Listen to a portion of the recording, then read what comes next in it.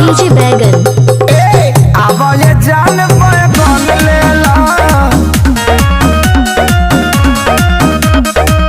आवाज़ जान पे कौन लेला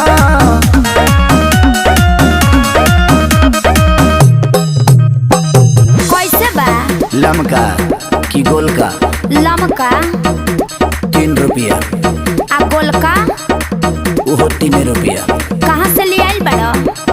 लमका की गोलका लमका कोड़ार में से आ गोलका वो कोड़ारे में से। फायदा करी। लमका की गोलका लमका भरपूर आ गोलका वो भरपूर। ई पाकी कैसे? लमका की गोलका लमका छेदे के परी आ गोलका वो छेदे के परी। जब दोनों